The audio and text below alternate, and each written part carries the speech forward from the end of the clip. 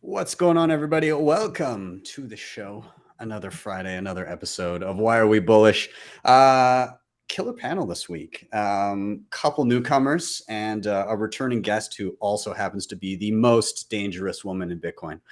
So we'll have them all in here momentarily, but it should be a good time. Of course, this is live. Anything can happen, so I defer to my friend Bill here. We'll do it live. Okay. We'll do it live. Fuck it. Do it live. I'll write it and we'll do it live.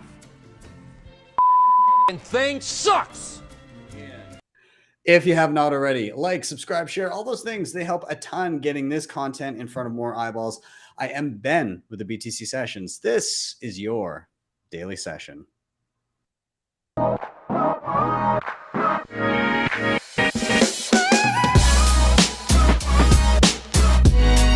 HODL the Bitcoin.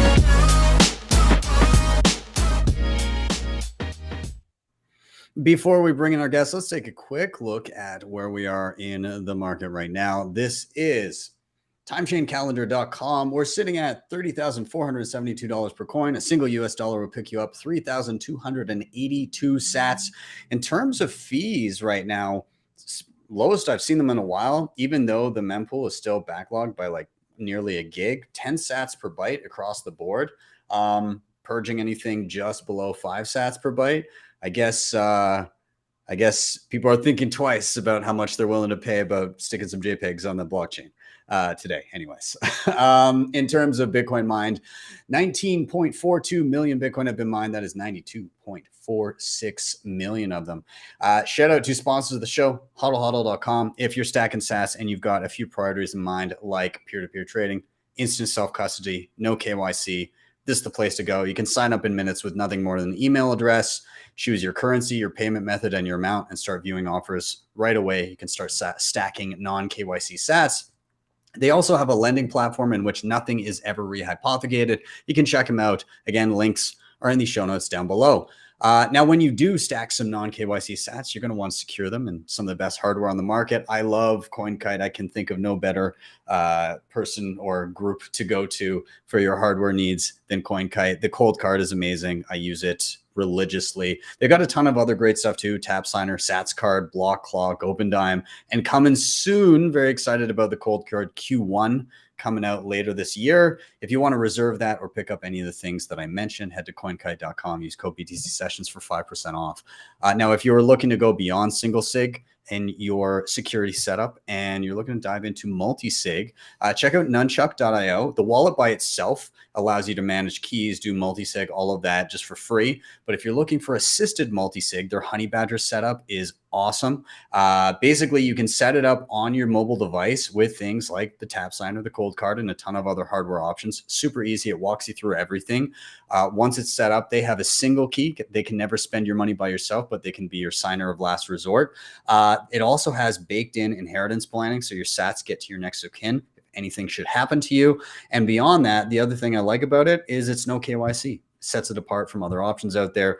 You don't need to give up all your personal information to set this up and have it work for you. So check them out, nunchuk.io. And final shout out here. Once you've got your corn, you stacked it, you secured it, maybe you want to run Bitcoin on top of that and verify for yourself. So check out Start9. They're your sovereign computing solution. You can get anything from their entry-level devices all the way up to their pro-level devices, which I have coming on Tuesday, and I'm super excited about. You can run Bitcoin Core, Lightning nodes, mempool.space, join market, host your data like files, photos, passwords, Nostr relays, Nostr clients, all that stuff. They do an awesome job. So be sure to check them out, Start9. And with that, I'm going to stop my rambling here. I got to get all my friends in. So please do welcome to the stage, Andrew and Justin, and the most dangerous woman I've ever met in my entire life, Jessica. Welcome, all of you. Thank you for being here. Let's do a quick round of intros before we get things rolling. I'll toss it to Andrew first. Dude, can you give yourself a little intro? Who are you? What do you do? What's up? I'm Andrew. I'm a Bitcoiner. I like Bitcoin. I work at Galloy. We build open source Bitcoin banking infrastructure. One of the products that we built is Blink, which is formerly known as Bitcoin Beach Wallet. Was built on the ground in El Zonte in 2020.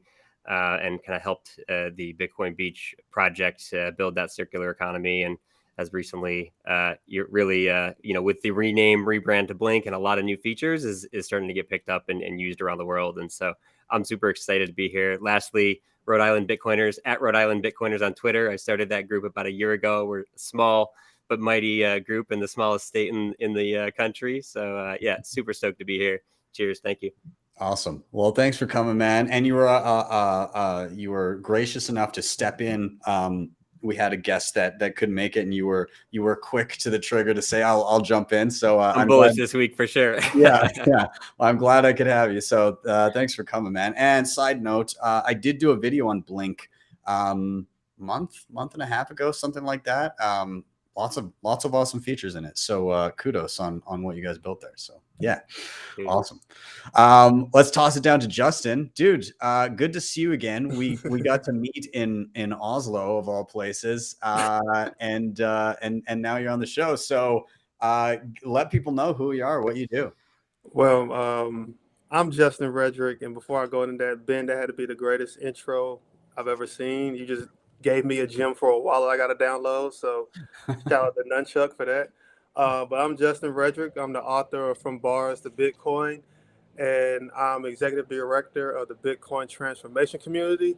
And I'll share a little bit more about that when we ask why we're bullish on Bitcoin. But I mean, I'm bullish because I got to meet Ben in Oslo, and it was probably one of the warmest connections I had. And oh yeah, shout out to Bitcoin Charlotte. They love you, Ben. So hey, shout out to Bitcoin Charlotte, and I'm gonna pass the mic so we can keep it going. But I'm glad to be here.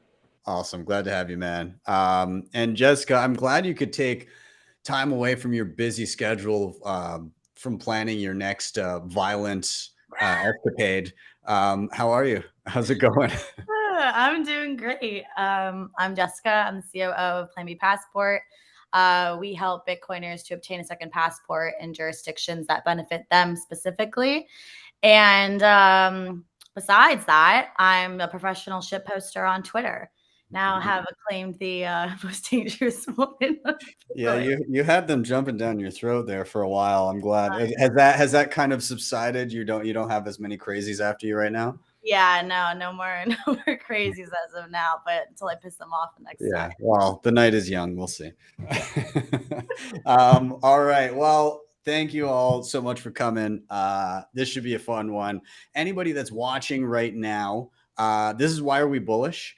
And if you're unfamiliar, there's pretty much a flow to the show. The idea is each one of us has come with a reason why we're currently excited, why we're bullish in and around Bitcoin. And it's rarely ever about price sometimes, but oftentimes it's just something that we're excited about, whether it be a personal experience, an application, something we've read, something in the news, something we're working on. And so we get to basically tell our stories, what we're currently buzzing about. And so the flow of the show basically is, number one, somebody's going to drop a reason why they're bullish, a chance to rant and tell us all about it. Number two, all together, we're going to riff on that reason, discuss questions, comments, whatever. And then number three, we're going to rotate until every single person has had their turn. So really simple flow, reason, riff, rotate. And so I'm going to get us started now. Again, I'm on this new platform, and I think it's kind of fun if I bring in the actual chat. So just so you know, people in the chat right now, starting now, all of your chats will pop up over on the right hand side of the screen. So so keep them coming, and we'll start to see them come in there. But I'm going to get us started today with my reason for being bullish. And my reason kind of stems from a bit of news that we saw, over the past week or so. It has to do in and around all the prime trust crap that's going down. And, yet another example of a custodian that was supposed to be responsible. In fact, one of the custodians that was supposed to be most responsible in comparison to the regulations around other ones, just not having people's money yet again. And so first I'll kind of outline where they're standing right now. Basically, they're put into receivership. By the way, Prime Trust was custody for a whole bunch of different firms. Luckily, ones like Strike and Swan were able to like matrix their way out of that somehow just in the nick of time. But there were others like Coinbits that did get caught up in this. I think some others I'd be kind of just making some guesses, or I wouldn't be if I started naming names right now, I may not be accurate. So nonetheless, just know that a lot of people got caught up in this. Right now, they're in receivership. It owes its clients north of $85 million in fiat and only has about 3 million in fiat currency on hand. And they owe a further nearly $70 million in crypto and has about 68.6 million in crypto on hand. However, the vast majority of that is in some shitcoin called Audio that's super illiquid. So like when they go to sell it, there's no way they're going to get, 60 or however the tens of millions of dollars that they have worth of it. They're going to tank the price and take a fraction of what they thought they had. So the hole is probably much larger than people imagine. So why am I bullish about this? I'm bullish about this because, and I'm going to throw this back to a quote or paraphrase a quote I heard from Matt Odell. He was just on Nat Brunell's show recently, and she was asking him about what he thinks the state of custody is going to be and how Bitcoin will handle this moving forward. And he basically said that he thinks that the path to hyper Bitcoinization is going to be everyone in society getting rugged again and again until they figure out how to properly deal with Bitcoin as a scarce asset and take self-custody and do the proper thing. And so I think, again, we're going to see this more and more. I saw a ton of it back in November when FTX folded for the first time, not for the first time, but like probably the highest volume of people reach out to me to do one-on-ones to learn how to set up their self-custody, to learn how to set up a cold card or another hardware device and actually take custody of their coins. So I was super busy with that. And I'm seeing it again. I saw another huge wave of it with the Ledger option for uploading your keys to the cloud. I'm oversimplifying what it is, but nonetheless, people had in mind what they thought their device could do, and then they started to say, well, how do I know it's not currently doing this? And the answer, if it's closed sources, you don't necessarily. So people are starting to think more about, how am I storing my coins? Am I storing my coins? Are my coins with somebody else? What kind of risk am I okay with? If it's a few bucks, I'm okay with it somewhere. But if it's not a few bucks and it's a meaningful amount, then I want it myself. And everybody's got different thresholds there. But the long and the short of it is that all of these shenanigans very much outline the need for self-custody for your average person. They also are going to make probably spur on a lot of changes with entities that do hold Bitcoin, whether it be corporations, whether it be custody solutions for people, whether it be nations. I think the more you see stuff like this, or the more they see stuff like this, the more they're going to have to really consider how are they doing that custody. And it can't just be some single sig BS. Like they've got to have some sort of multi-sig, something going on that eliminates those single points of failure, because it's just not good enough to be as irresponsible as people have been. I'm not saying it's going to stop anytime soon, but enough times it happens, people are going to demand better. And I mean, we do see some of these companies getting away from trusted third parties, because Prime Trust, they weren't, if I'm not mistaken, they weren't even actually holding the crypto. It was Fireblocks that was holding it for them. So there was like an entity with like another layer of third party risk, of counterparty risk on top of it. So like that's a whole other thing in and of itself. But now you're starting to see people creating in-house solutions like Strike. I mean, at the end of the day, the takeaway is trust no one, as it should be, and calculate your risk accordingly. Again, like I don't mind having $5 on Wallet of Satoshi or something from time to time. I don't mind you know, having, and like Blink is custodial, but like you do that for the ease of having a Lightning address instantly and everything. But I'm not like Andrew. I try, you know, I'm sure you're a great guy, but I'm not going to put my life savings on Blink with a custodian, right? Like, and nor do I think you would advise people to put their entire life savings on a regular basis in a custodial wallet. And I think people are on that track of learning. There's a whole lot more learning to go, but every time we see something like this, a few people wake up, and I see that in my inbox, and I see that with the people I talk to, and I see that with people at events that tell me, oh, hey, yo, I used a video and I learned how to, you know, set up a cold card or something like that. And it's great. And it sucks that people have to, you know, touch the hot stove. I see BJ Dictor saying that everybody needs to touch the hot stove. But you know, they're touching it, and some will not touch it again, hopefully. So I'm gonna open it up here to you guys, and maybe I might toss it over to Andrew, given that, you know, you do work with Galoy and you guys have created Blink and everything like that. What are your thoughts on kind of the state of the industry with all of these rugs that we've been seeing? And how do you factor that into how you talk to people about solutions like Blink, and how you guys actually structure what you're doing? Yeah, for sure.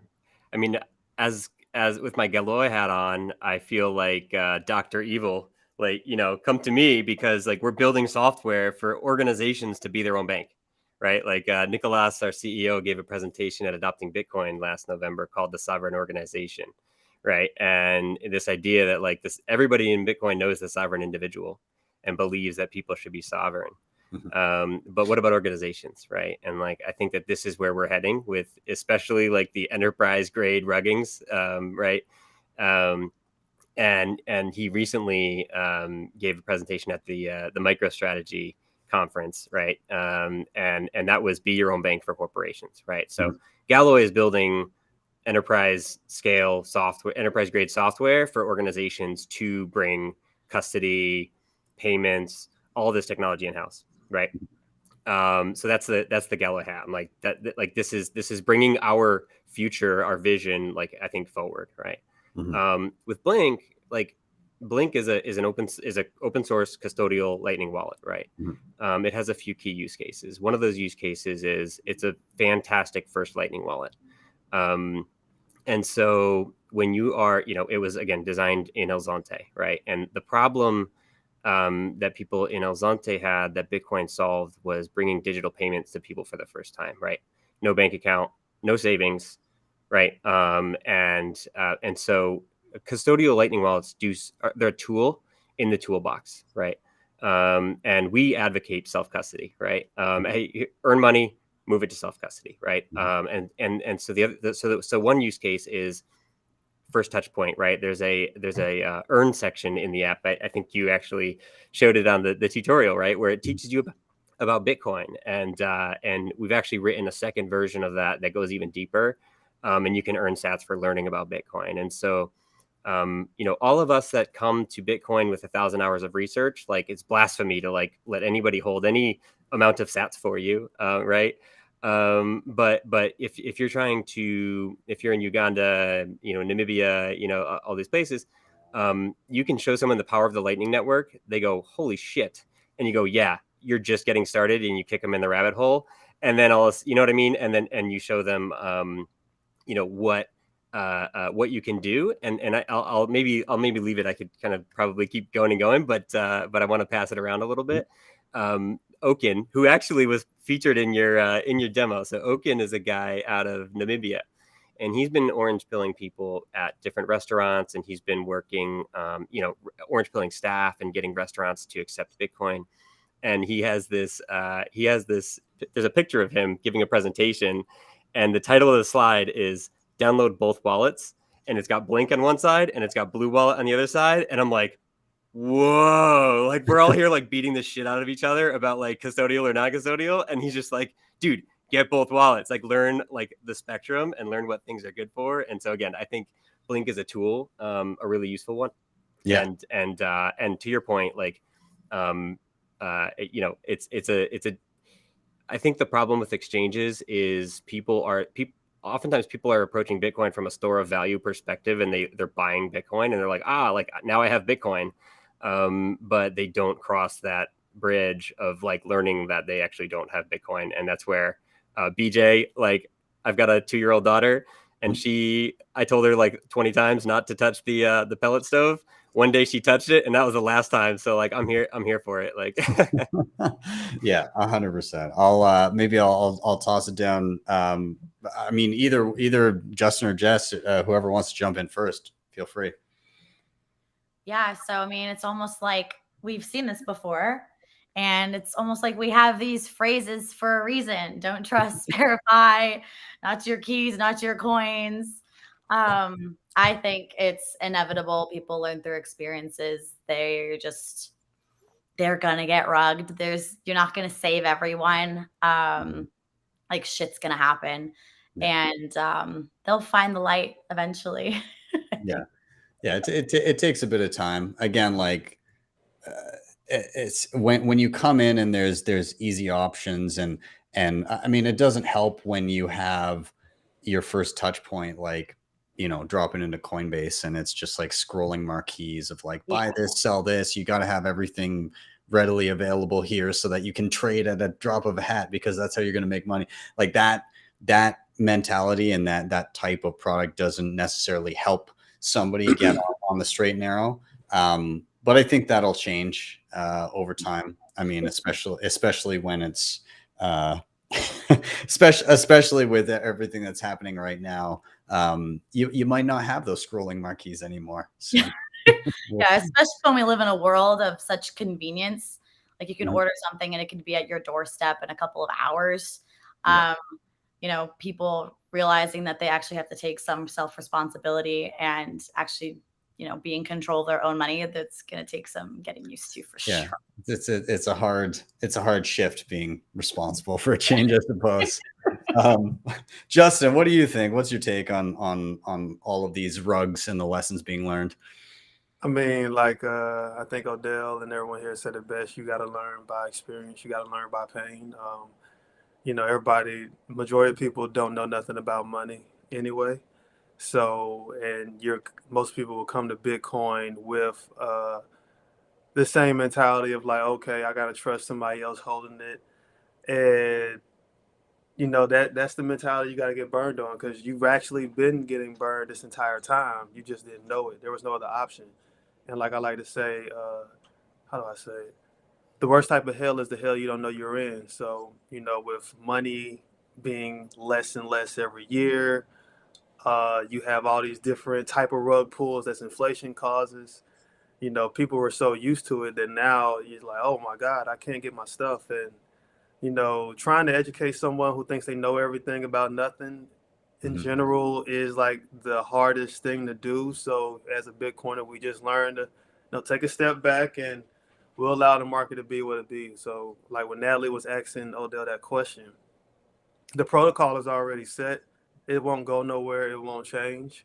So the only thing out there is for people to learn the hard way. So no matter how many times we tell them, you know, we got the sayings, the quotes, the memes. You got to learn the hard way regardless. Yeah. I mean, I'm sure we've all had our own experiences with mistakes in one form or another. You know, I've you know, touched a couple different looking stoves over the years, and you know, it is what it is. It's Nico from Simply Bitcoin. You know, he always says it's the price of tuition, right? It is the price of tuition. Luckily, if you maybe went to school a little bit earlier, then you can avoid some much more costly pain down the road. So yeah. Anyways, with that, I'm going to round out that topic, and we'll do a little rotation here. Again, shout out to everybody in the chat that is dropping in messages. Bitcoin Chris, wanted you to know, Jess, that you were looking fire tonight. So Yeah. and also the same Bitcoin Chris also lost his Bitcoins in a boating accident in 2021. So, sorry to hear that, Chris. And then shout out to JC. To a degree, I mean, I suppose I agree. There's a lot of good information out there. So being a victim, stove or otherwise, is a choice in 2023.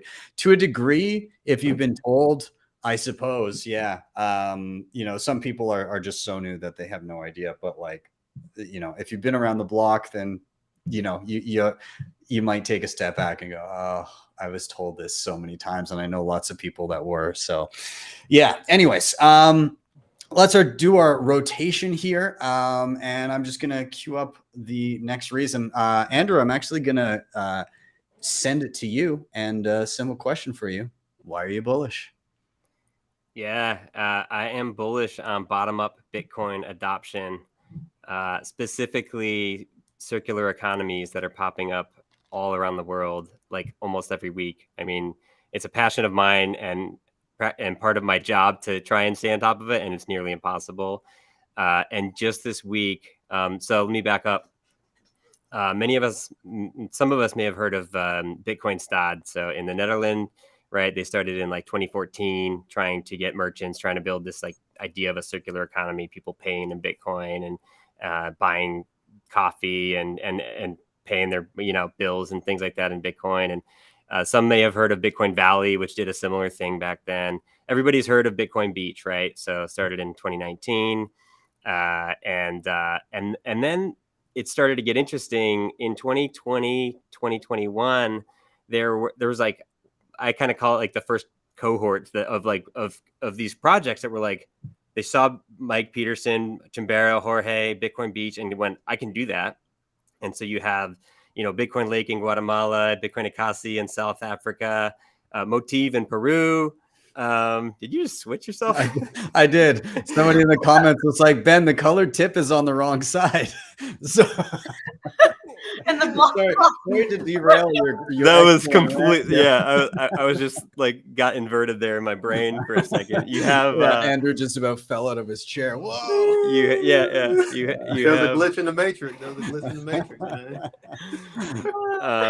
Bitcoin Beach, Brazil, so probably Bitcoin. So you had like 5 projects, right? And they started small, and been following them for a while, and I know these guys. Now you've got like 50 or 60 projects that are in, many different countries in Africa, Uganda, Namibia, South Africa, Ghana.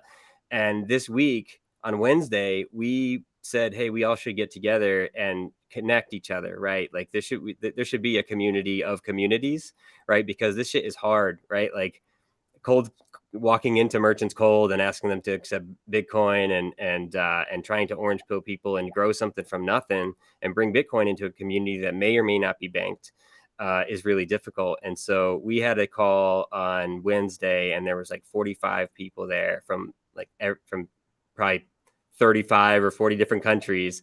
And everybody is just sharing lessons, templates, tools, tips. And it's kind of insane to think about, because these projects take about a year to really catch steam, right? Because first of all, there's a ton of work to do. And it's difficult to do. Usually you're working with very little money, right? To no money. And so, now you're starting to see the Bitcoin lakes and the Bitcoin jungles and the Bitcoin, start to pop up in Bitcoin magazine and holding conferences and things like that. But I'm just like, what happens when the tsunami, so I created this graphic called the circular economy Big Bang a month or two ago. And it's just like, it's blowing my mind. Like what happens when, these projects start to catch some momentum, when people, donate and kind of help what they're doing. And I'm super bullish on it. I'm bullish on this idea of the circular economy projects working together and kind of rising all boats. So I love this visual. Like there's a number of these I had no idea existed.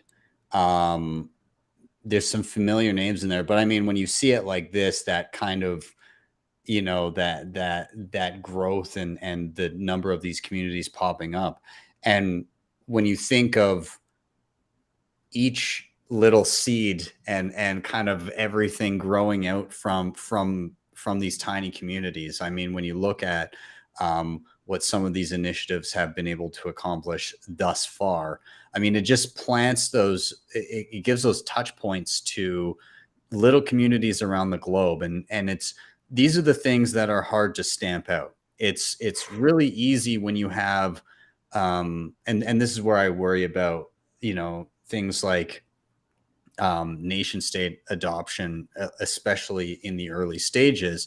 It's really easy to villainize a nation and say, oh, well, the leader is just evil, and oh, it's just this country, and blah blah blah, and kind of in the early stages, it's really easy to basically go in and stamp that out early. But when you have these ground up kind of communities all over the globe, and they just begin to proliferate everywhere, I mean, there's no one person to go to stop this, right? There's no one organizer to say, okay, no more Bitcoin here, because these people are already making connections amongst themselves. And I think that you mentioned about circular economies. It's so important to be able to forge those relationships with individuals that you know and trust, to be able to just buy and get the necessities of life, doing things like getting local food and local people maybe that build furniture, whatever you're looking for. Those relationships are the ones that can't be stamped out, right? Like, people can go and stop online merchants, they can go and stop different things like that, but they can't stop you from going down the street to the farm that and picking up a few eggs and paying in sats, right? Like, that's just a hard thing to clamp down upon. So I think seeing more of that is an incredibly bullish thing. But I'll open it up to and where do you want to be when if shit hits the fan? You want to be somewhere where they have been planting the seeds of a Bitcoin economy, where you can just be there and live on Bitcoin and receive Bitcoin for your products and services. So like, I'm just like, wow, this is the flippening, right? Like these communities, which many of which are working with in very simple situations, will inherit the earth and all of the Bitcoiners and tourism and everything. So yeah. Justin or Jess, do you guys want to jump in? Yeah, no, I mean, it's honestly, it's such a beautiful thing to see, where when there's such a need for something, and especially in areas where people can't even say open a bank account, where they actually have the ability to have and own their own money and experience this situation, which they never would have thought that they would have had the opportunity in the first place. So it's really such a beautiful thing to see. I love it. And I mean, with the fact that, CBDCs might be in the near future, might want some Bitcoin in your back pocket. Yeah, can't wait to get my Fed coupons for whatever they designate they're redeemable for. Yeah, that'll be a huge improvement to my life, I'm sure. Oh yeah, no, track everything I spend on. What are you talking about? I have nothing to hide. Yeah, why would I love that? Whatever the state tells me is good for me is likely. Yes, no, daddy government is everything I could have ever possibly asked for. Yeah. Justin, what's your feel on the kind of ground up, grassroots movements that we're seeing here? I mean, it's necessary because too many people at the top have been fixed in on what is supposed to work, and it's kind of like you can either, I guess it's almost like mining or cooking food. You can either know what you're putting in the ingredients if you make it from scratch, or if you buy it, do something that is like given to you or a third party. You don't really know all of what's in there. When you build it from the grassroots, you have more. I want to say you got more control over who you can have in your organization. You can see how they think, how they move, what they disagree with you about, how you all handle scenarios, and better and how you can move forward in a different way. But circular economies, grassroots organizations from the ground up, that's pretty much how everything in life will be with Bitcoin. Because I can't touch everybody in Southeast Asia, but if since the information is consistent across the board, that same person in Southeast Asia could come all the way here to America and understand that Bitcoin will be the same. The people will have the same type of thinking, but differently because the culture is different. But I think with the grassroots approach, and since Bitcoin is so consistent, that it helps to grow in a way where everybody can just come together and have a common cause. Yeah, 100%. Awesome. Yeah, it's do you guys in terms of locally, do you guys like have any relationships where you're buying stuff for sats, or you're you know, like what are your, you know, do you still have a bunch of fiat coming in where obviously you want to dump that first, or do you guys have some things that you're actually doing circular where you're purchasing stuff for sats? No, yeah, I can buy eggs, steak, raw milk for sats. I'll go into a pool party in a couple of days that I paid for with sats. Yeah. Where's that at?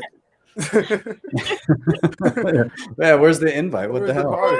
Come to Austin. I guess. We'll come back again. Yeah. Again. Locally here where I live, the only thing that I've seen, we have like a few restaurants who accept Bitcoin. I mean, at the meetups, you can you can do some things with sats. I do remember in like 2015, I had gone vegan and I was selling vegan food. And my friend Isaiah Jackson, he bought some fajitas from me. This one when Bitcoin was like $600, and so I sold it for $12. So now they're probably worth a couple of thousands of dollars. So I tried to. I hope they were delicious, man. But I mean, where I am, if it's not Bitcoin Charlotte doing something, then in this city here, it's not going to be too much. Not yet. Yeah. Same here. We're working on it.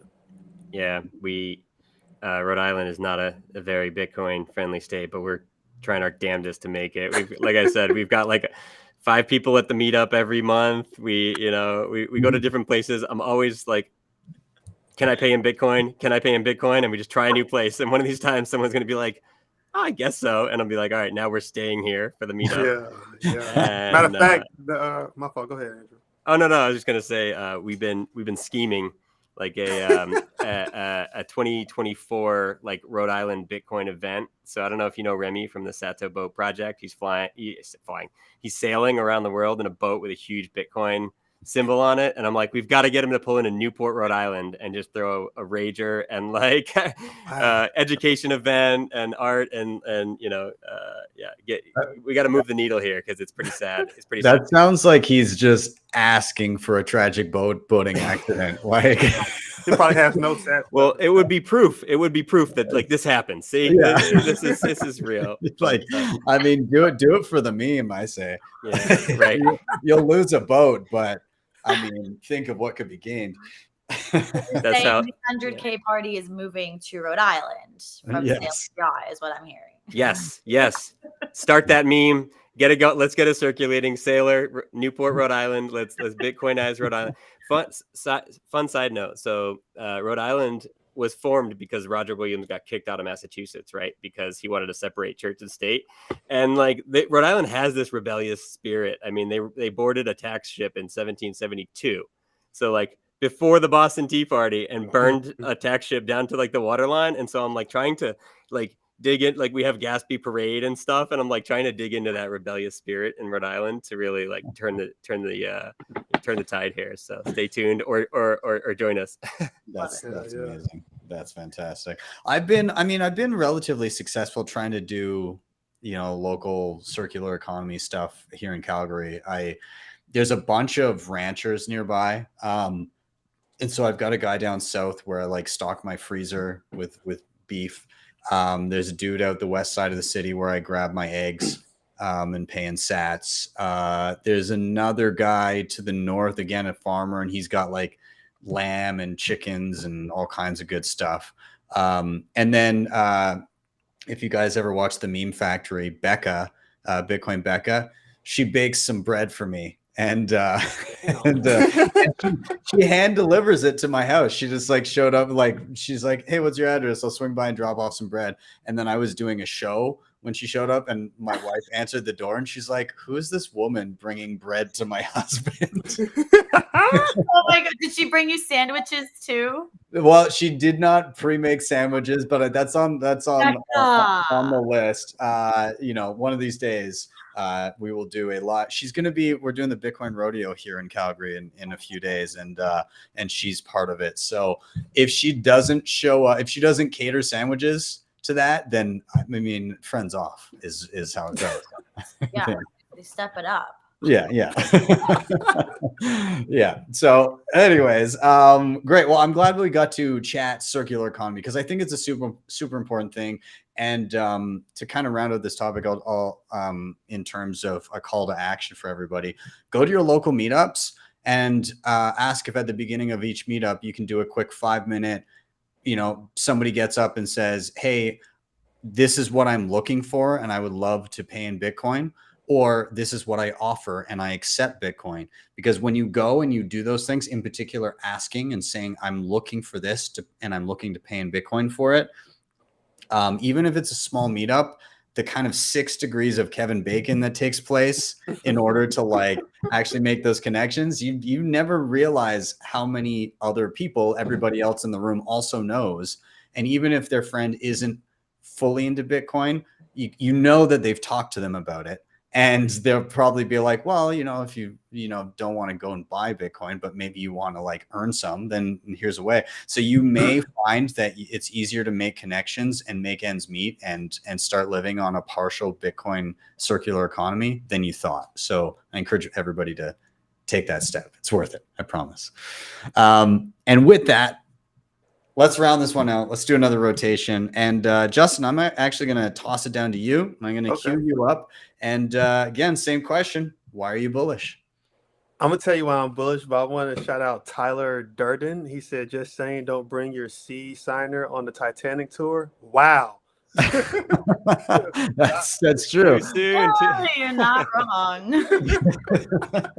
I mean, you know, I think some people might have had some sats on that submersible, but I think so. We don't want to. That was actually the transport vessel for my cold card. I asked them if they could. They found some of the remains, so you know I'm gonna see if I can get that cold card and try to do something with it. Yeah.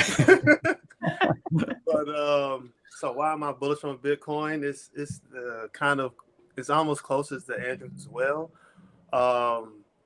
So at my nonprofit, we have this project we're working on called From Bars to Bitcoin. A bit about my story. I told Ben in Oslo was I learned about Bitcoin coming out of prison, and from a friend by the name of Bitcoin Zay in 2016. And I've been educating people online.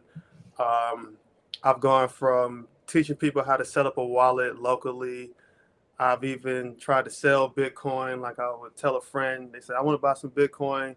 I'm like, "Send me $120. I'll drive to an ATM, send them the Bitcoin, and keep the other 20 for gas." But you know, I've gone around a lot educating people. And around 2021, I was in the group called the Black Bitcoin Billionaires. I used to do these rooms called From Bars to Bitcoin, teach people about Bitcoin who was either in prison, coming out of prison, or they had families and organizations. And then from there, I actually wanted to go inside prisons and teach. And it wasn't until this year I found a way to do that. I was introduced to some reentry professionals, this guy by the name of Cardell Sims. He said, "You can come on and join." So I'll be going inside prisons to teach. And then from there, I was at this conference called Empower, and I met some mining professionals who were saying they need people to work, whether it's like mining technicians, generator technicians. And I said, "Well, I'm going inside these prisons to do Bitcoin education. Would you be open to taking people with coming out of prison to work?" And they said, "Sure. You know, this is the Bitcoin space, this is what allows." So me and my co-founder, business partner, friend, Dr. Stacy Boyle, Dr. Stacy Boyle. We founded the Bitcoin transformation community. And what makes me bullish is that the project itself, it gets warm responses, that people are actually open to the idea of seeing it done. And we'll go inside our first prison in August, sometime August next week. So I'm bullish, and I say it's like a circular economy because when I first heard about Bitcoin, the first things that were told to me was it's a storage of value or it can be used as money. But then, oh, okay. And then someone said, my friend Zay said, well, it's decentralized. And I was just like, that sounds like something that's different from the government. He told me, what decentralization was. And the reason it clicked so much, because in prison, right, at least here in America, you have like an ID card, and on the back of it, you can use it like to swipe, to buy things if you have a job or your family sends you money. And if you don't, then no one's sending you money. Then you have to do hustling on the yard. So you have stamps, like postage stamps. And we would, use stamps as currency, like to buy them out the store, so to speak, would be 40 cents on the yard. We sold them for 30 cents. So we could buy tobacco with it. We could buy a canteen with it. We could pay people with it. We could gamble with it. And so I was just thinking like, well, damn, that makes a lot, like Bitcoin started making sense from that angle. And then, from there, it was just like, all right. So I put Bitcoin through like my own test of thought, because people would say, well, it's freedom money. And I was like, all right, so if I had a cell phone in prison and I had Bitcoin on it and the CEO took my cell phone, would I still be able to keep my Bitcoin? And the answer was yes, because of code, your wallet, keeping your code, your private keys. So I was just like, hell, let's run with it. But I say that it's a circular economy because I believe that if the message is brought out there correctly, and the way I would talk to people in prison, for instance, this one guy, he did like 30 years when he was like from 18 to 40. And I asked my friend, I was like, so I want you to tell us the price of $1 in 1989. And it was like, it was about 95 cents. And so then we said, like, what's the price now? It's like 84, 85 cents.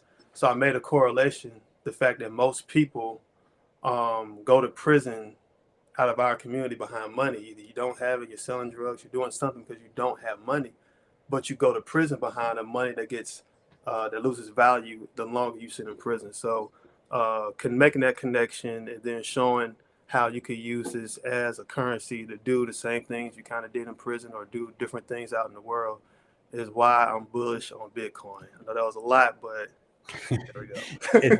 There's a couple things that I wanted to touch on. Number one, you were talking about the different like stamps, the different and I talked to you about this in Oslo, where you're like the difference in price depending on like where you're redeeming it, like buying and selling and like moving between them.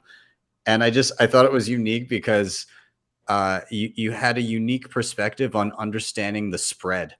Like the spread of Bitcoin, like understanding like, oh, like, well, this is, if I want to redeem stamps for something here, then it's going to be a different price than here. And it might be different from, if you're getting Bitcoin for like KYC Bitcoin versus non-KYC Bitcoin, there's different prices. And a lot of people just think there's like the price of Bitcoin, and that's not the same. And so you had like a unique perspective and understand that. The thing I just wanted to hone in on really quick before I, toss it to Andrew and Jess for any comments, questions, is the economics. You kind of fell into a situation because of economics, and it landed you where you were, and you kind of recognized Bitcoin as a bit of a solution to that. Did you not? Do you want to just touch on that, kind of like your view of like how the broken money can result in what's happening with the prison system often? I mean, the broken money, prison is here in America for a lot of companies to make cheap labor.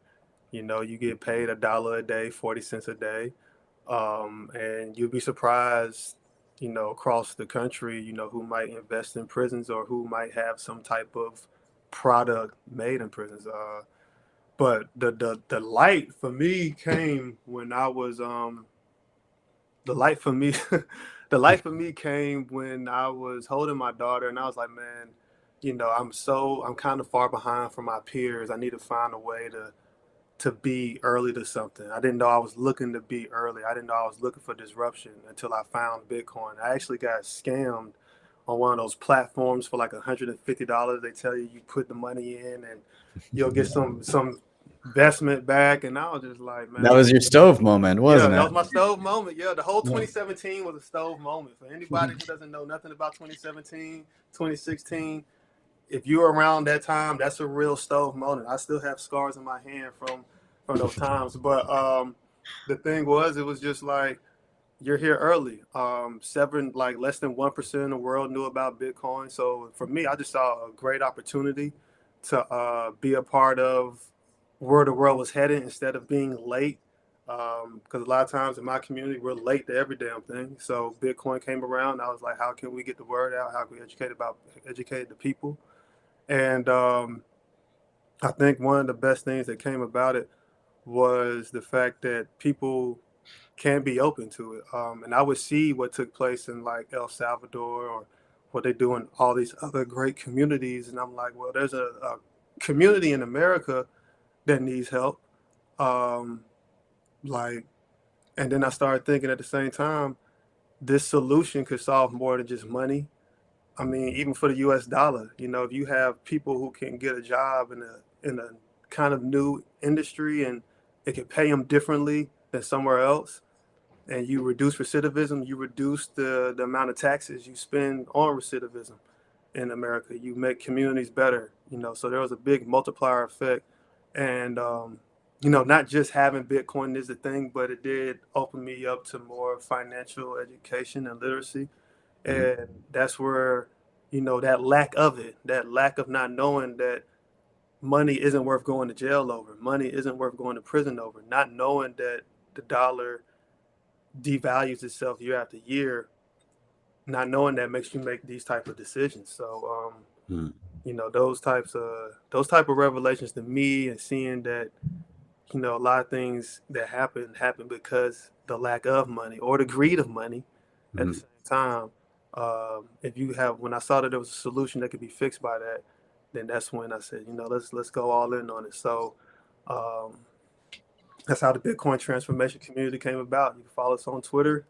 If it's something you'd like to donate to, you can go to bitcointransformationcommunity.org and press that community button, and you'll see donate BTC. But outside of that, I'm gonna let the floor have it, and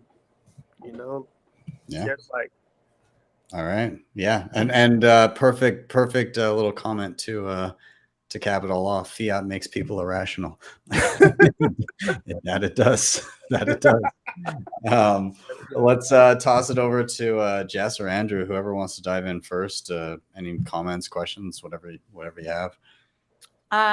No, I mean, I think he's exactly right. There's a lot of education that needs to happen. I feel like a lot of people don't understand why we're in the position that we're in terms of the financial system, what's happening, the devaluing of the dollar, that people can't save money anymore because the cost of living is skyrocketing. Like, I feel like people just don't know why. And so that's why they almost don't see why Bitcoin is the solution, because they don't understand why the problem exists in the first place. So I feel like, yeah, there's a ton of education that needs to happen. And thank God we have Twitter. Yeah. And you, Ben. Yes. Yeah. Andrew, do you want to tag in here? Yeah. Thank you for sharing that, Justin. I'd seen you on a couple things here and there, but it was awesome to get that perspective and kind of the journey. Man, I know Bitcoin is for anyone or everyone or whatever your preference, but like, I'm so bullish on Bitcoin for people that are screwed by the system, the current fiat system, in one way or another, whether it's you live in a country that, is affected by inflation or other, unbanked situations, or whether it's the prison system and needing something to bootstrap with coming out of that. And I Jeff Booth like kind of blew my mind, I think, when I was reading Price of Tomorrow or like just listening to him break down how the money printing hurts people with less means, despite it looking like it's designed for people with less means. Because just sweep that all into assets if you've already got means, and everything else gets more expensive, and like that was impactful. So I'm like cheering for you, Justin, and definitely interested to learn about the project, and because I mean coming out of a prison is I imagine I'm looking to learn more, but like is a time when like you need something firm you can hold on to, and like fucking dollars ain't it. So like I'm super bullish on your project. And I appreciate it, man. It's someone shared a stat with me that said the person who comes out of prison, they make an average of 12 to 15K a year, and it's just like with that type of those type of numbers and the lack of opportunities, it's only like pointing you to do certain things. So, noticing how the Bitcoin industry is, fintech-ish a bit, and, always searching for opportunities that anyone could be a part of, that's just what it's about. It's a freedom money. So we got to see if the industry is going to take that same approach, and long as people can, not saying they'll become a millionaire, but people don't really need to be millionaires, to live a different quality of life. So I'm bullish on it. I know we're gonna hit some roadblocks. Shout out to my partner LFG Mining. Let's fucking go mining LLC. You can follow him on Twitter. The guy Jose, he was very open to share. Like I'm open to hire and train anybody to give them the skills. And at the end of the day, it's certain skills that people need to sadly say, earn fiat to buy Bitcoin. And if that need isn't met, then people will always be irrational because fiat makes people irrational. It might need to go on a t-shirt. Yeah. But I appreciate everybody, and just continuously stay tuned and follow BTCTC1SAT on Twitter. Awesome. I love that. And the last thing I'll say is I love that you honed in on linking people up with creating careers in and around mining, because like there's going to be a need for a lot more people in that industry, particularly around like things like ASIC repair and stuff like that. That's a good skill to learn, because there's going to be a lot of ASICs around in the coming years, if I'm not mistaken. So, if you can get yourself a good skill and a good career around something like that, and then also be learning about the broken economic incentives that led many people down a crappy path and put them in a tough situation, and fiat. It's all a circular idea, it's all a circular economy, man. And it helps. When I would talk to people, and like I was even invited to the Jay-Z and Jack Dorsey Foundation to teach in New York, and people would ask, like, hey, how you like what you're learning? Tell me this, tell me that. They'll say it's great, I learned a lot, but it will always come down to like, well, I need a job. I don't make any money to buy Bitcoin. So if you don't make money like that, if you got to decide between gas and food, you're not going to choose Bitcoin. Like it's not going to ideally make sense to someone that new on. So providing that whole entire scenario is what I think, could be a bit of a solution. Yeah, I agree. Awesome. All right. Well, great topic. Very interesting. I have your book here. I'm haven't started it yet because I'm in the midst of finishing the other 17 books that I've got on my shelf. But it is But I did actually watch the little film that that was done the other day as well, and that was great. So yeah, we'll throw up some links in a little bit here, but awesome topic. Okay, great. Well, let's do our final rotation. Jess, I'm going to toss it to you. Same question. Why are you bullish? Take it away. All righty. Well, I'm bullish because of Bitcoiners, and I'm going to explain why. So, as you were mentioning in the beginning, how I'm the most dangerous woman in Bitcoin Twitter. A couple weeks ago, for those people who don't know, I tweeted out a mere fact, and people lost their minds. Got a ton of death threats and, you know, wonderful messages. I mean, I'm not special. It happens all the time. But it got like pretty bad. People were like calling for people to dox my location, reporting me to the FBI. This guy was like, this woman is so dangerous. She might be the next mass shooter, and was like posting my picture everywhere. And so I had to get off of Twitter for like a couple days. But the reason why I'm bullish on Bitcoiners is because I saw so much support that I literally would have never thought I would have ever seen. Like, Ben, you called out that freak for what he said. And literally from people on the internet who I've never even met before. Like, and especially when the woke mob like comes after people, most people like just want to stay far away from that, because then they'll go and attack you also. But like, the amount of love and support I got from Bitcoiners was like unbelievable. And it really, really touched my heart, because I was like, wow, this is actually like such a wonderful community. Because before I got on Twitter, I was like, I'm alone in this world. Like, no one thinks like I do. No one cares about freedom. Like, this is bullshit. And here I have lifelong friends from the internet. And I think it's just an absolutely amazing thing. So I'm bullish on Bitcoiners. I love that. Also, when you first were on Twitter, everybody thought you were a Fed. Everybody's like, that's not a real picture. They thought I was a Fed, and they thought I was a dude. And so they met me until we met at Miami in 21.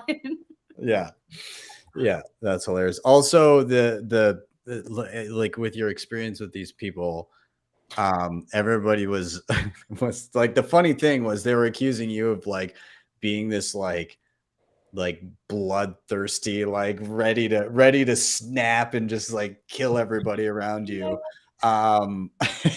And they're basically accusing you of being this like just on the cusp of being like a violent criminal, while literally sending you death threats.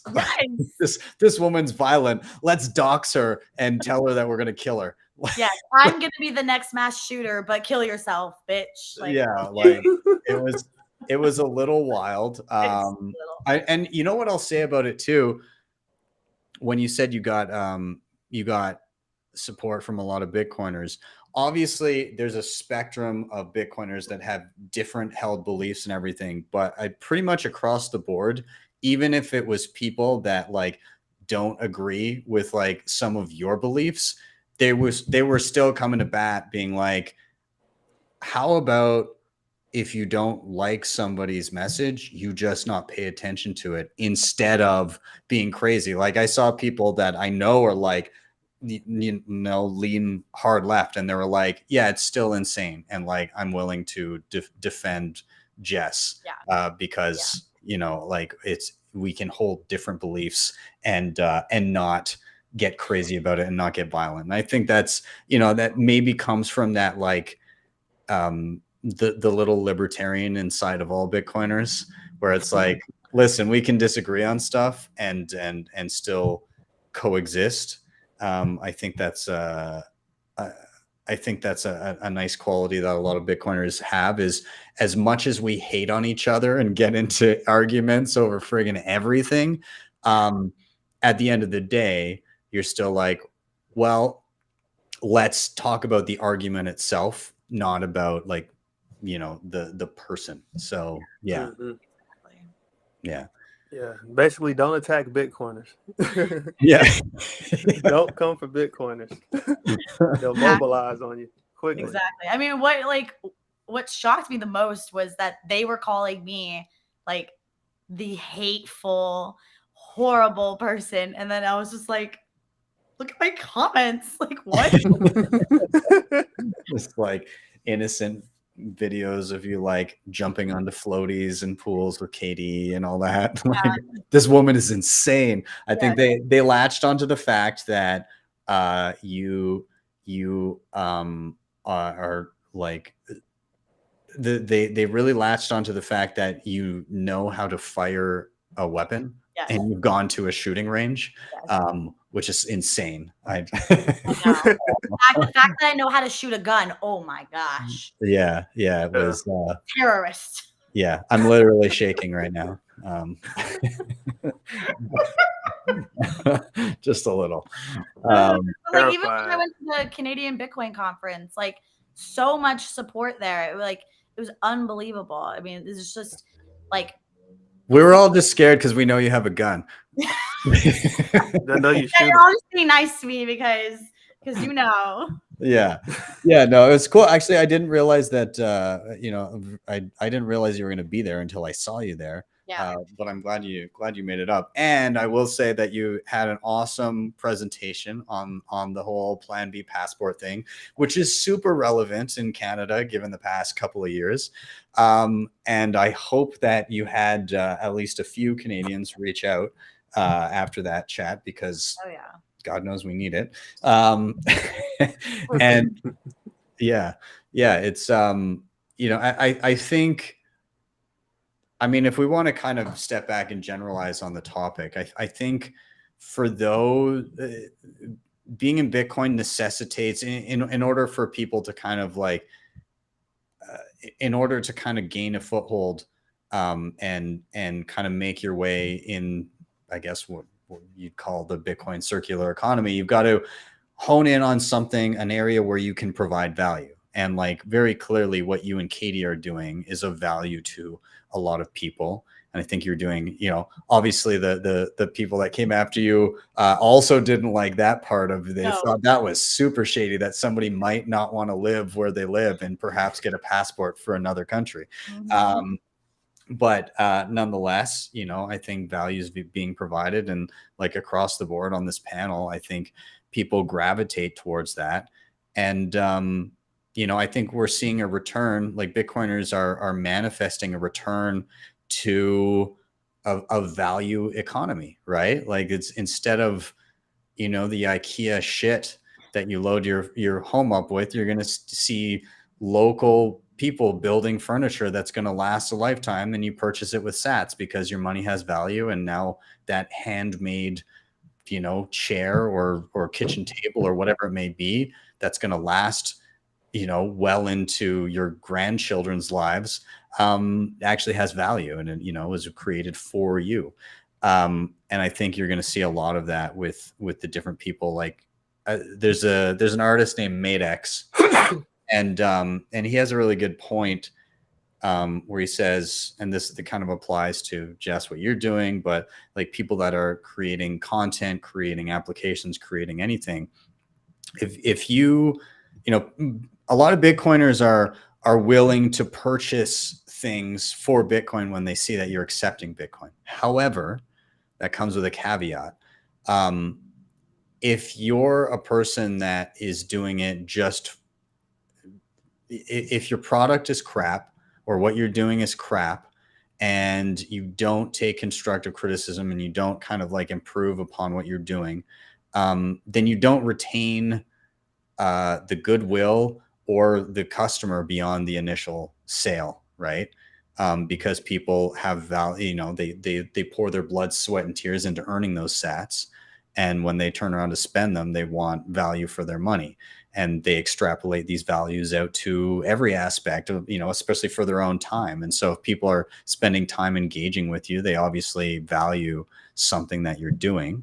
And they're willing to, when push comes to shove, they're willing to go to bat for somebody that has provided them value. So I think we're going to see a lot more of that. I think it's a good community, as adversarial as we can be and as argumentative as we can be. I think at the end of the day, that's a good thing, and it makes us all better. For sure. Yeah. At least people finally stand up for something instead of just bending the knee and being like, oh yeah, that's fine. Whatever. Yeah. Yeah. Andrew, do you have any thoughts? And I know it's kind of a broad. So many, but no, yeah. I mean, so I've been working in Bitcoin for a couple of years. I worked in the like digital advertising marketing strategy type world previously, and like I get in more arguments and I'm like so fulfilled by them. Like I work with, I don't know if you know Kemal, but he goes by Pretty Flacco, but like, you know, he's host of Adopting Bitcoin. He works at Galloway.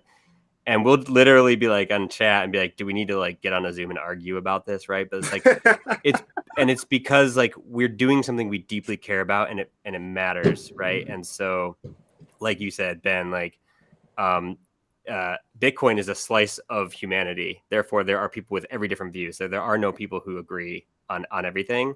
But the way in which Bitcoiners like slug it out is actually a beautiful thing. And the way that Bitcoiners like support each other from like a foundational standpoint is a beautiful thing as well. And like that is something that is it is crazy. Like because I think that because of that, because you know, Corey Clipson had a tweet like 2 years ago that I still think about, where he's like, it's just not fair when you think about all the people working on Bitcoin and like you can't, there's no amount of money that you can pay them to like go work at another company. Like these are people that are passionate about like changing the world and we're on a mission together.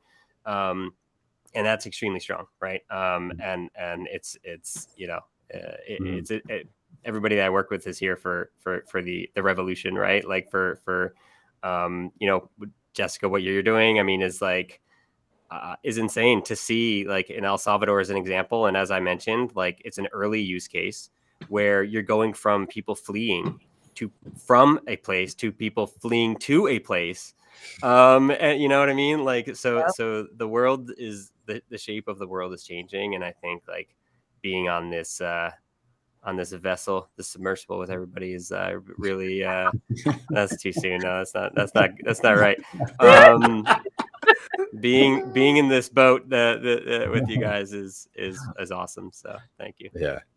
It's everything's kind of turning into a bit more of a meritocracy, at least within, you know, this community that we're building. I think, you know, I think Bitcoin, the community, the Bitcoin community is a natural response to a world where merits didn't matter. And where it was basically just, you just had to trust everything at all times. There was no way to verify. And so the most extreme of the extreme Bitcoiners are naturally going to happen, because like you're always going to have, like, we have the far end of fiat world where it's like, just toss your money in this black hole and we're going to, you know, not even we're just going to like make up fake money out of nowhere, and like the price of nothing, of everything is fake, and the numbers that we tell you are all fake, and everything is fake, and all the facts are misinformation, and all the misinformation are facts, and all, you know, like this is the state of the world. And so naturally there is going to be a knee-jerk reaction to the opposite side of that spectrum. And so that's where you see the, like, you know, you see people that are like, and I love this about Bitcoiners, but also, you know, it can get frustrating where it's like, you know, you have things that are near like as fully open source as they can be. But if you misstate something, they're like, no, that's fucking bullshit. It's not fully open source. And like, they're like down to the nitty gritty of like, can I reproduce and build this entire thing myself and verify everything myself? And can I, you know, what if it ships and then it's intercepted in between and then somebody toys with that? Like, you get the extremes of like, if I didn't mine the minerals and then actually create the chipset myself and like construct it from scratch and like by hand do the numbers to create the seed my own entropy, then I can't try. Like you get to that extreme, and like I guess that's good. Like not everybody's going to do that, but like what it does is it takes the center and it pushes it more towards don't trust, verify. And that's why I value that kind of stuff, where people scrutinize to such an extreme degree where you're like, it's just not realistic. But at the same time, that's not the point. The point is you're dragging that Overton window towards self-sufficiency and self-sovereignty. And that's the important part that we need to focus on. And then each person needs to then assess from that standpoint kind of where they're at. But I mean, that this is the division that we see with fiat land and Bitcoin, don't trust, verify, and trust no one kind of mentality. I'm here for the pedantic arguments. I mean, Kamal will take you up on the open source one for sure. Yes. And then I was listening to Kale and Eric Sirian and NBK the other day, and Kale went down on like layer 3. What is layer 3, right? And he's like, no, we're gonna hash this out right now. You know what I mean? And like went deep. And you know, GG, same thing, is like, why do we call something a wallet when it like the metaphor doesn't work? It's a signing device. And not everybody out there like needs to be privy nor engaged in these discussions, but I'm super grateful that people are, like I said, it's like a slugfest sometimes, and like I'm here for it. Yeah, I love it. Mark in the comments, did you mine the silicon for your seed signer? Because otherwise you're just a LARP. Yeah, I love it. Yeah, I mean, again, I think we're in a positive place, and I think the world desperately needed a group of people to come to it with demanding something of substance to back up our beliefs and how the world works. So yeah, like you said, I'm here for it. So what I'd like to do now is near the end of the show, I like to do a quick round of any final thoughts and recommendations. And so final thoughts, just anything that you didn't get off your chest or anything you want to sum up before we sign off. In terms of recommendations, what I mean by that is it can really be anything. It could be like a life lesson that you've learned. It could be like a new podcast or video that you've watched that you thought was really cool and people should check out. Maybe it's a news item. Maybe it's an app or a device that you've played with that you think is worth checking out. Whatever it is, just something that you want to direct people towards that you think they will find value in it. And it can be Bitcoin related or it can be like tangential to Bitcoin, whatever you decide. And so, I mean, my final thoughts right now are just that, this chat was very kind of like community focused, like the Bitcoiners, the ones that actually make the difference. The technology helps, but the people behind the technology are the ones that shape the world. And again, calling back to Andrew's little infographic that he had there, if that's the trajectory we're on with all these little ground up Bitcoin communities, I mean, it's happening everywhere in every corner of the globe, and it's happening more frequently, and it's going to spread like wildfire. And so we're starting to see these communities pop up, and there's incentive for it. So I can't wait for more of that to happen. And in terms of recommendations, I've used this recommendation before. I already said it in the show, but go to your local meetup, and I want you, yes, to mention if you have a good or service that you're willing to accept Bitcoin for, mention that. But I want you to explicitly ask at your meetup for something that you are looking for that you would love to be able to get with sats. And think of it from the perspective of, like Andrew was saying earlier, if shit were to hit the fan, what would it be really nice to have access to that can't be stopped? If you just had a good community of people and you needed to pick up your basic necessities, start there. Start with the basic necessities and start being able to do that with sats, because the relationship you can build with somebody when you both value Bitcoin, you have like a starting point for a good relationship with that person that you wouldn't have with somebody else, where you have to start with small talk, you can build from there. And you can do that over and over again and build an awesome community right where you are. So that's my recommendation. I'm going to toss it to Andrew next. And again, any final thoughts, recommendations, throw them at us. Totally. First of all, thanks. This is super fun. Glad to be here with you all. I think I didn't get off my chest. I think I said earlier when I was describing Blink, like, there's like, 2 use cases where we see it. I was like, for your first, it's a great first Lightning wallet. And then like I moved on completely and didn't fill it out. So I need to close that loop in my brain, which is like people that zap like self-custody maxi that wants like you said, $5 in the wallet, or, a couple bucks for traveling, like definitely check it out and like give us feedback. Like we iterate based on feedback. So that's at blink.sv. That's the first one. Second one is study Bitcoin. And then the third one is, if you're interested in what communities are doing on the ground all over the world, I think the best place to go today is there's a Telegram group, so t.me/Bitcoin for communities. This is where a lot of us are kind of organizing a little bit, and there's action items. We'll do calls in the future, and we're hopefully like publish a destination, a landing page or a site where these communities that are some like validated, right, can present themselves and accept donations and accept reach out. So yeah, Bitcoin for communities on Telegram. Cheers. Awesome. That's great. All right. I'll toss it down to Justin. Dude, any final thoughts, recommendations? Go ahead. Oh man, so many. Let's see. My final thought would be to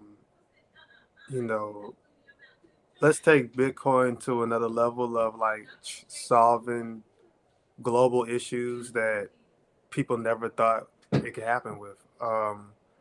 Like in Oslo, the Freedom Forum, it was amazing to see how many people were willing to like face their government and die for their government, and that die for the freedom of just regular human liberties.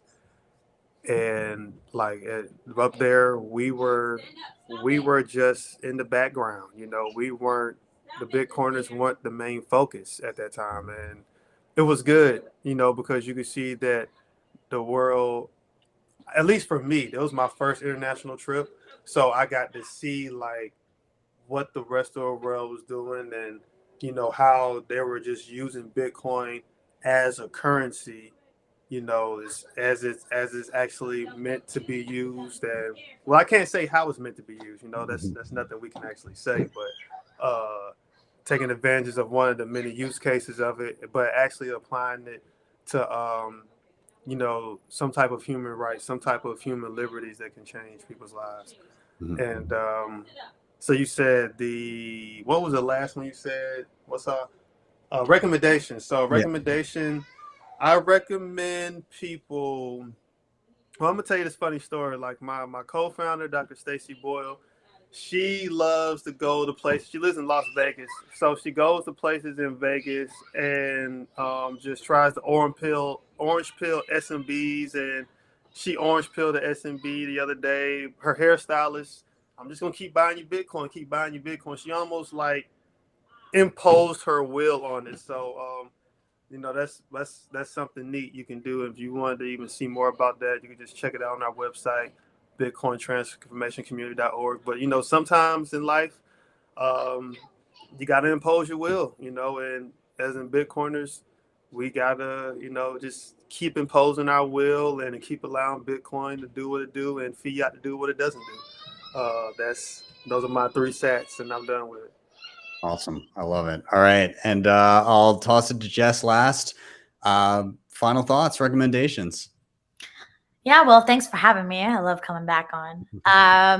Final thoughts. I would say if you have like no fellow Bitcoiners, or say you just like don't know what to do, go to your local meetup. They're awesome. And if there isn't one, start one.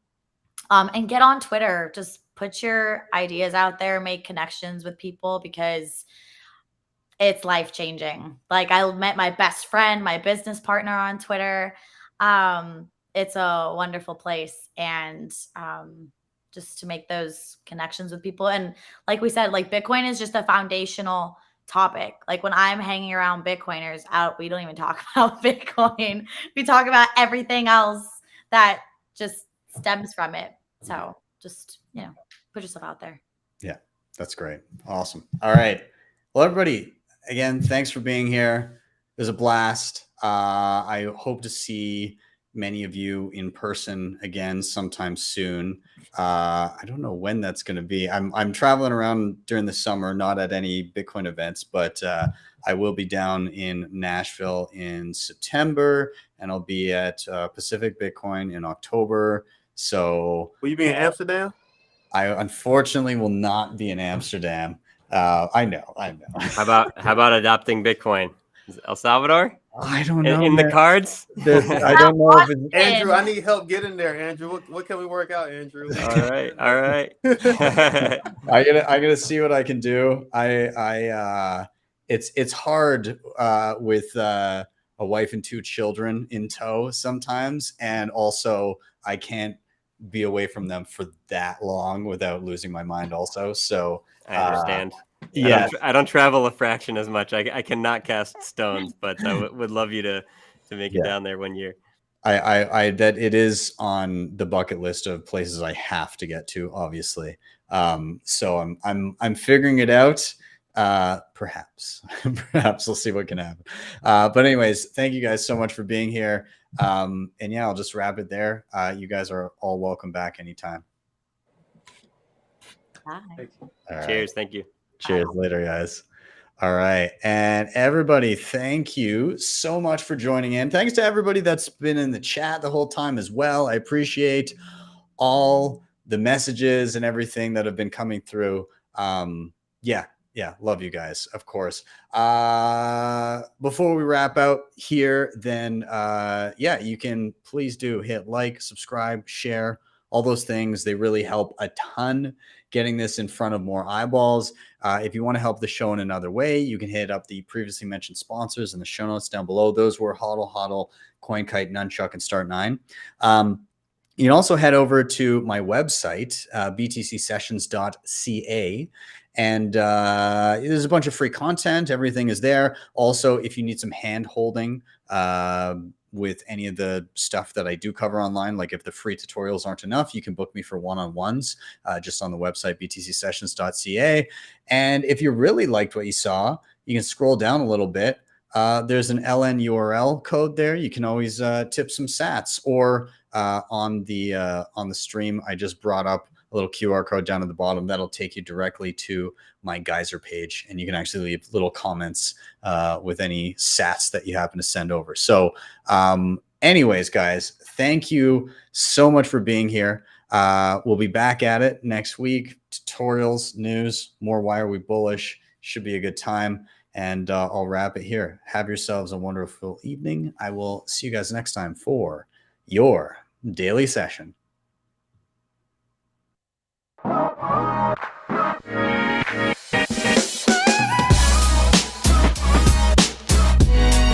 HodlHodl the Bitcoin.